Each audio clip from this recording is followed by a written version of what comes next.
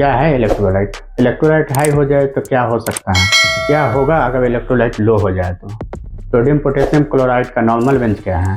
पानी कब चढ़ाना पड़ता है? क्या ज़्यादा नमक खाने से सोडियम बढ़ सकता है? ORS कब लेना चाहिए? किडनी और इलेक्ट्रोलाइट में क्या संबंध है? और डॉक्टर से कब मिले?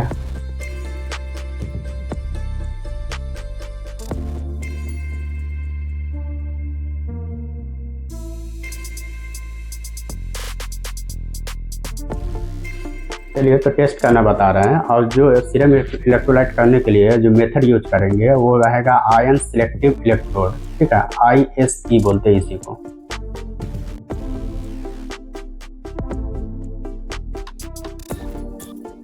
इलेक्ट्रोलाइट टेस्ट करने के लिए जो हम लोग वायल यूज करते हैं वो होता है प्लेन वायल। तो सीरम इसमें सेपरेट होता है, क्लॉट एक्टिवेटर होता है। इसको सैंपल लेने के 10 से आधे घंटा तक छोड़ देना पड़ता है जमने के लिए, क्लॉट होने के लिए। इसके बाद इसको 1500 RPM पे 10 मिनट तक कंटिन्यू सेंट्रीफ्यूज करेंगे। यहाँ पे सैंपल डाल दिए। इसके बैलेंस में एक हमारे पास पुराना सैंपल है, ठीक है, और इसको 1500 RPM सेट कर दिया। अब यह 10 मिनट के लिए छोड़ दिए।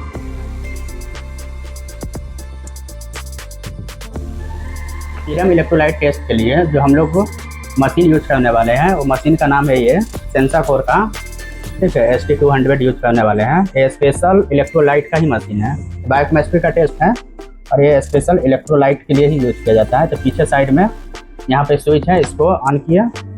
इसके बाद इसको कैलिब्रेट करेंगे। ये ऑटो कैलिब्रेट है, ठीक है, फुल्ली ऑटोमेटिक एक तरह से बोल सकते हैं, क्योंकि ये सारा कुछ खुद ही सिर्फ बटन क्लिक करते जाएंगे, वो खुद ही करते जाएगा। यहाँ पे मशीन ऑन हुआ है। इसके बाद यहाँ पे मांग रहा है कि system on calibrate, please calibrate.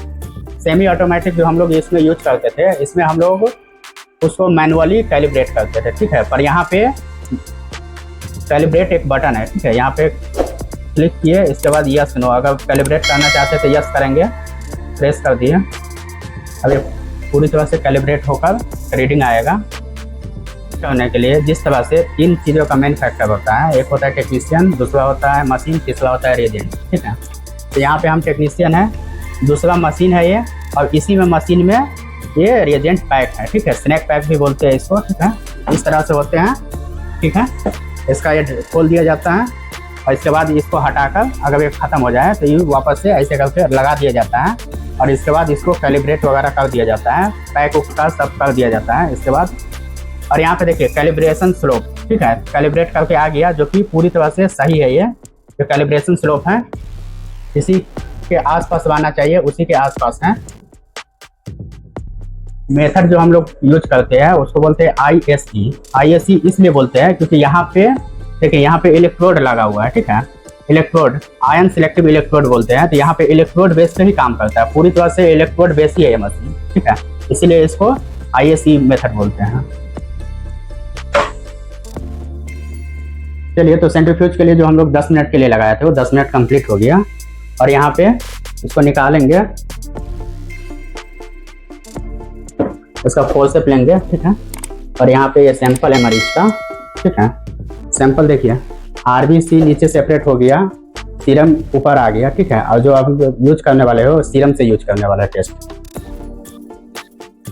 यहाँ पे रखेंगे, ठीक है। और डायरेक्ट भी पिला सकते हैं, पर डायरेक्ट पिलाने से अगर RBC क्लॉट फंस गया तो फिर वो मशीन खराब हो सकता है, ठीक है। तो यहाँ पे हम जो सीरम है इसको सेपरेट करके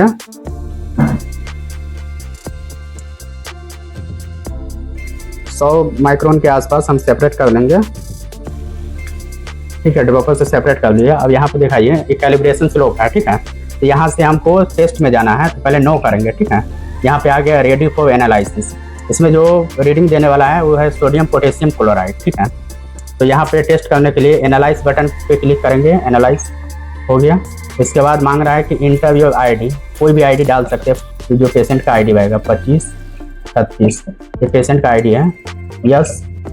फिर है इंटरव्यू नाम डालना है, ठीक है, 2 नाम डाल देते हैं, ठीक है, यस करेंगे।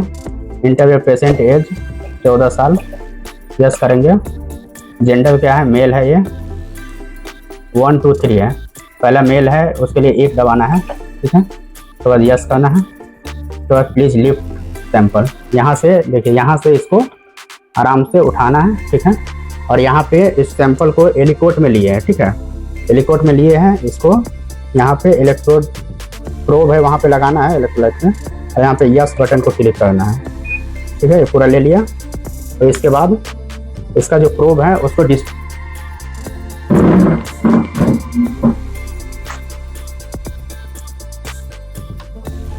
इसके प्रोब को टिश्यू पेपर से क्लीन कर देंगे, क्योंकि ये सीरम रहता है, बहुत ज़्यादा सीरम वहाँ पे इकट्ठा हो जाएगा तो जो होता है ना प्रोब खराब होने का चांस रहेगा, या तो क्लॉट फंस जाएगा अंदर में।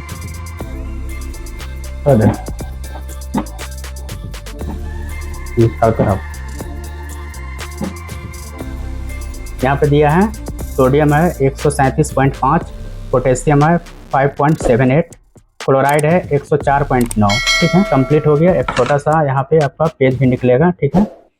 यहाँ पे सब कुछ दिया है, 10 अगस्त का जांच हुआ है, टाइमिंग दिया है, वैल्यू ये सब दिया है, ठीक है। क्या हाई है क्या नॉर्मल है वो सब बता रहे हैं, डॉक्टर साहब रिपोर्टिंग करेंगे, इसके बाद हम बता रहे हैं। चलिए, तो रिपोर्ट रेडी हो चुका है, तो हम रिपोर्ट पढ़ाना बता रहे हैं, ठीक है। तो यहाँ पे ऊपर में जो रहेगा पेशेंट का डिटेल रहेगा, इसके बाद टेस्ट का नाम दिया रहेगा, इसका वैल्यू दिया रहेगा, इसका नॉर्मल रेंज दिया रहेगा, ठीक है। यहाँ पे सोडियम है, ठीक है, Na+ भी बोलते हैं इसको। तो इसका वैल्यू जो है 137.5 है, होना चाहिए 135 से 155 मिली इक्विवेलेंट मोल, ठीक है, होना चाहिए। पोटेशियम का 5.8 वैल्यू है, होना चाहिए 3.5 से लेकर 5.5 मिली इक्विवेलेंट पर लीटर, ठीक है। इसके बाद क्लोराइड का जो वैल्यू है वो 104.9 है, होना चाहिए 95 से लेकर 105 मिली इक्विवेलेंट पर लीटर, ठीक है। तो यहाँ पे सोडियम जो है वो है 135 से 155 के बीच में, तो नॉर्मल है सोडियम। पोटेशियम जो है वो है आपका 3.5 से लेकर 5.5 के बीच में नहीं है, ये वैल्यू जो है 5.8 जो बढ़ा हुआ है, ठीक है, तो ये हाई है।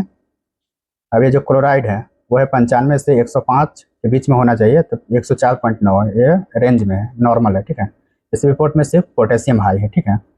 और किस किस केस में कराया जाता है इलेक्ट्रोलाइट, आपको बता दें कि जब मरीज का कमजोरी टाइप का महसूस होगा, कॉन्स्टिपेशन रहेगा, वोमिटिंग रहेगा, डिहाइड्रेशन का दिक्कत रहेगा, ब्लड प्रेशर ऊपर नीचे होगा, या हार्ट का गड़बड़ी में भी सांस उस लेने में दिक्कत आएगा, या किडनी का प्रॉब्लम होगा, ठीक है, या कन्फ्यूजन वगैरह रहेगा, तो वो सब केस में करवा सकते हैं, ठीक है।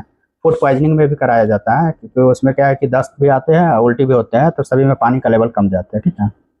और सोडियम पोटेशियम क्लोराइड, ये जो सोडियम होते हैं इसको सेल, एक ब्लड सेल होता है, ठीक है, ब्लड सेल के बाहर में पाया जाता है ये ज़्यादातर, ठीक है। और ये पोटेशियम जो होते हैं वो ब्लड सेल होते हैं अपने पास, तो उसके अंदर में पाया जाता है, ठीक है, ज़्यादातर। क्लोराइड जो होते हैं वो ब्लड सेल के बाहर पाया जाता है ज़्यादातर।